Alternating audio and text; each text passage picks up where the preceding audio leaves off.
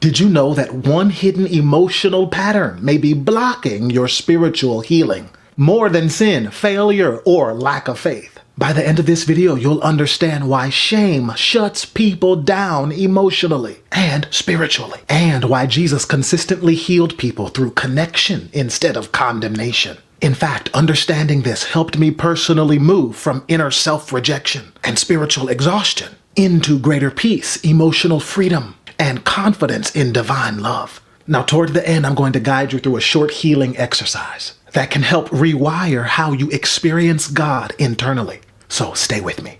If you're ready for a faith rooted in healing, wholeness, empowerment, and inclusion, subscribe and join this community. Now let's just hit this nail on the head. Shame disconnects people from life. And if your identity with God and self and others is hooked on shame, then you become a dead person walking or trying to connect with God. Now in John 4, we see this story of the Samaritan woman. In this story, Jesus begins with conversation and curiosity and connecting with her humanity, not condemnation for what she'd done. Yeah, he knew prophetically that the lady had had 5 husbands and that the person she was now with was not even her husband. But he sees her history without reducing her.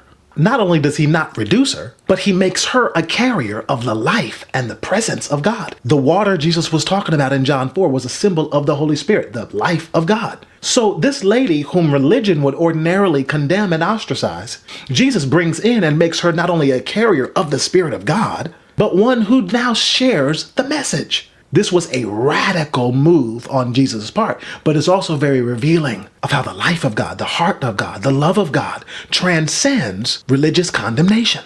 And that's powerful because religion often teaches your mistakes define you and separate you from God. But Jesus teaches that your divine worth is deeper than your history. Your divine worth predates your history and endures beyond mistakes. And your divine worth endures in spite of other people's opinions. If we can ever get this, it will change not only how we relate to God and self, but it'll change how we show up in the world, the confidence, the light, the beauty, the love, in spite of contrary forces. And can you see how in stories like this, not only in the Bible, but in everyday life, shame is spiritually destructive? Because shame doesn't simply say, I made a mistake. Shame says the mistake defines who I am and constricts me to being the mistake.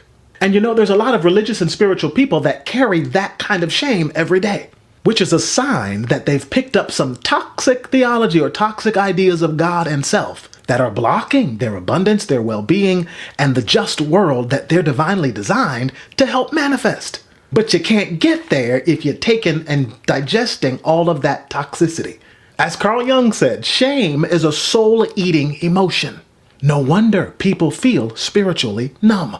Oh, but this is another reason I love Jesus. Jesus healed through presence. Jesus was not afraid of wounded people like the lepers, the outcasts, the women rejected by society, the people labeled unclean, or even the servant, the pais, of the Roman centurion, which some scholars suggest may have been a lover of the centurion. Notice Jesus moves towards them and grants them blessing and healing. That alone challenged religious systems. Micah 6:8 says, "What does the Lord require of you? To act justly, love mercy, and walk humbly with your God." Walking humbly with God also includes knowing who you are in God and who God is in you and embracing that, accepting that. And mercy was central to Jesus. Not fear baiting, not behavior control, mercy. And this is where many people need healing because they've picked up the accuser from a religious voice in their mind, and that accusation eats at them day and night and feeds them shame. But in Revelation, we see that the accuser has been cast down. The accuser accused the children of God before the throne of God day and night. The revelatory vision shows us. But that accuser has been cast down.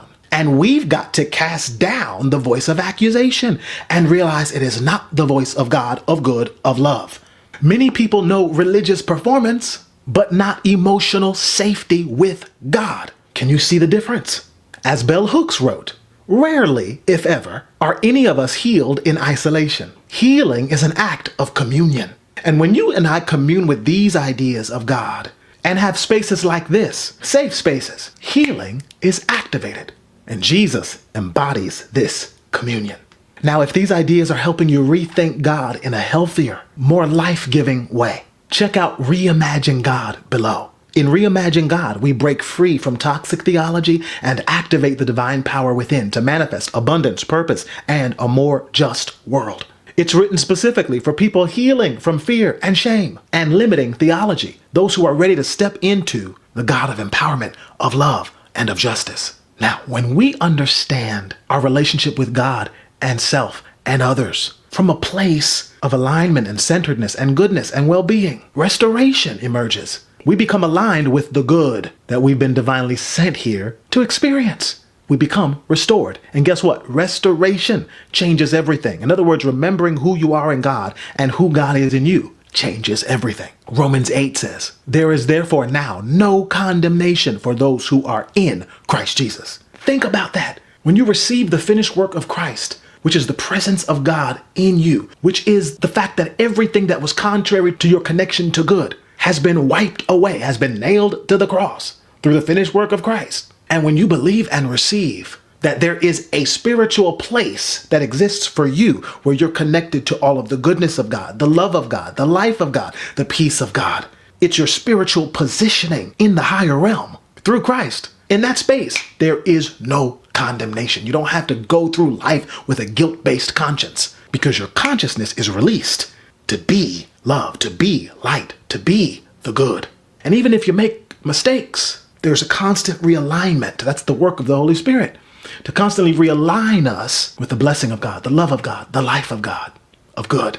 Think about that. There's no condemnation to those who are in Christ. Yet so many people live internally condemned every day. And some of those very people are Christians.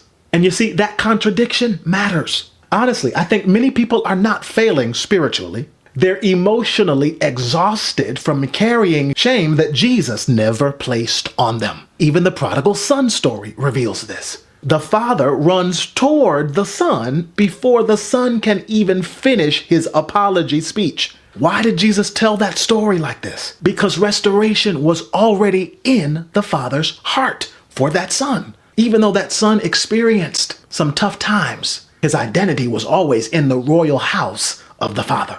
And you see, that is the gospel, the truth of your being, the truth of your divine identity. And when you come to that realization, it impacts every area of your life, spirit, soul, and body. Humiliation is not the gospel. Restoration and oneness with the goodness of God is the gospel. Place your hand on your heart and declare this. I release shame. I release the belief that I have to earn divine love. It is in God's divine love that I live and move and have my being. Through the finished work of Christ, love has been released to me, through me, and for me. I am worthy of healing. I am worthy of health and well-being. I am worthy of belonging. I am already deeply loved by God, and I live and step into this love, the realization of this love more and more every day. I was spiritually conceived in love, and I now return to this truth, and I meditate upon this truth more and more. And my meditation upon this truth opens the world of divine light and empowerment in every area of my life. May it be so, and so it is. This is the truth of me.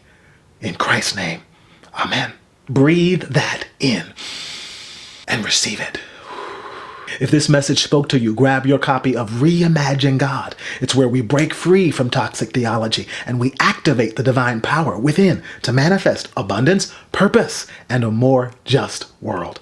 You and God are partners in how your story unfolds, and your story is a part of what happens in the world at large. Are you ready to release the shame and step into empowerment? If so, I dare you to just comment, I release the shame, or yes, I step into empowerment. Let's stay connected. Go to reimaginegodnow.com. And remember, when you reimagine God, you reimagine yourself and the world of possibilities that unfold for you. See you in the next video.